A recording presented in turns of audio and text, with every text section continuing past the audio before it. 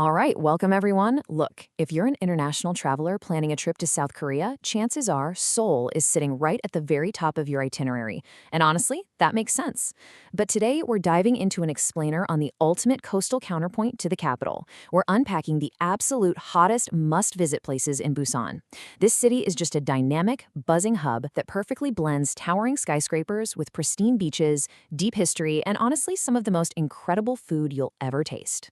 Picture this for a second. Imagine you're standing right by the ocean, taking in this breathtaking golden sunset over the water, just feeling that cool sea breeze after a long day of exploring. That right there is the pure magic of Busan. It's the kind of place that effortlessly captures your heart and leaves you with memories you're going to carry for a lifetime. So here's our quick agenda for today's explainer. First, fantastic coastal hot places. Second, cultural spots breathing history. Third, local food awakening senses. And fourth, some essential tips for foreigners to make your trip a breeze.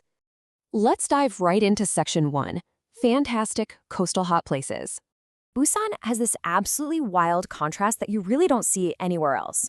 On one hand, you have Haeundae Beach, which is basically the iconic symbol of Korean seaside romance. Just beautiful, relaxed, sun-soaked white sands. But then, right next door, you've got Marine City. People actually compare it to the Hong Kong of Korea because it is just packed with these towering, ultra-modern skyscrapers. It's this exact, seamless blend of nature and upscale urban living that makes the city so fascinating to explore. So when it comes to beaches, you've really got two main flavors to choose from, depending on what kind of vibe you want for your itinerary. Haeundae Beach is very upscale, bustling with energy and lined with luxury hotels. It is truly the center of the action. But if you want something a little more low-key, Gwangali Beach has an incredibly chill vibe. It sits in this gorgeous crescent-shaped bay packed with coastal cafes, and it offers these unmatched panoramic views of the famous bridge spanning across the water. Now, speaking of that bridge, the Gwangan-Dagyo Bridge, or Diamond Bridge, is a total masterpiece, especially when it lights up at night. But here is the real insider secret. If you visit Gwangali Beach on a Saturday night, you're in for a treat. You'll catch the Gwangali M drone light show. Hundreds of drones light up the night sky in this mesmerizing, synchronized 10-minute performance. And the best part? It's completely free. Okay, if you're looking for a totally unique way to experience the coastline, you have got to check out the Haeundae Blue Line Park Sky Capsule. You're basically riding in this charming, brightly colored little mini train car on a raised coastal track, just looking down at the crashing waves below. For the absolute ultimate experience, try to hop on at Mipo Station right at sunset. The warm golden glow over the city skyline makes the 30-minute ride insanely gorgeous and just perfectly photogenic. Moving right along to Section 2, Cultural Spots Breathing History. So most historical temples in Korea are tucked away high up in the mountains, right? Well, not Haedong Yeonggunsa. This is a stunning 650-year-old Buddhist temple built directly onto the rocky coastal cliffs. You can literally hear the ocean waves crashing against the rocks right below you as you walk around. Seriously, if you only have time to visit one temple in Busan, it has to be this one. It looks like something straight out of an ancient painting. Next up, we have Gamcheon Culture Village. People actually call this the Santorini of Korea or the Machu Picchu of Busan. It's this densely packed mountainside of bright, pastel-colored terraced houses. But what makes it so special isn't just the colors, it's the history. This whole area was originally built by refugees fleeing the Korean War. Through some incredible urban renewal over the years, a place born out of historical hardship was completely transformed into this beautiful, vibrant, artistic mecca full of murals, cafes, and observation decks. All right, time for everyone's favorite topic. Let's get into Section 3, Local Food Awakening Senses.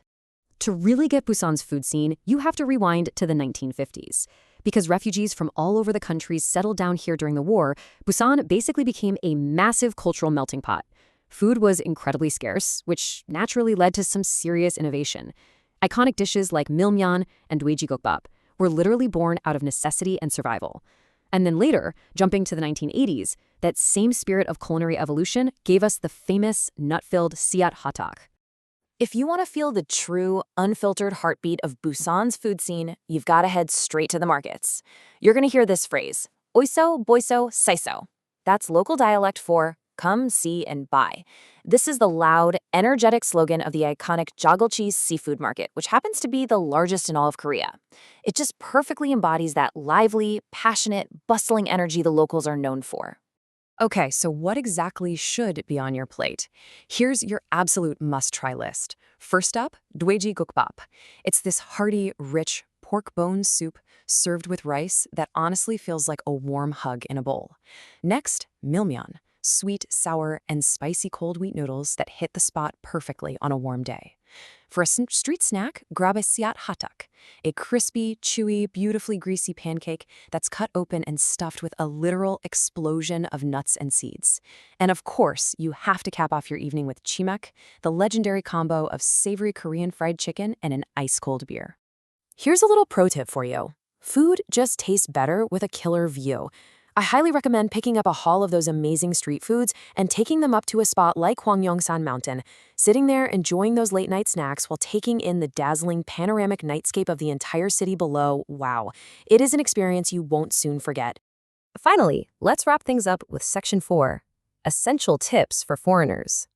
Listen up because this is probably the most crucial tool for your whole trip, the Visit Busan Pass. This is an absolute game changer exclusively available to foreign tourists. Korean nationals actually can't even buy this. You can choose either a time-limited pass or a pass for a specific number of attractions. Not only does it double as your T-Money transit card, so you can just tap in and out of subways, but it also gives you free admission to over 30 major attractions. It'll save you a massive amount of money and a ton of time. As for actually getting around the city, it's pretty straightforward if you keep a couple of hacks in mind. Subway Line 1 is going to be your best friend for hitting major cultural hubs like Nampudong and the Jagolchi Market. Also, things can change quickly, so before you even arrive, always check the official visitbusanpass.com website to confirm the latest physical pass pickup locations. You definitely don't want to be caught off guard at the airport or train station.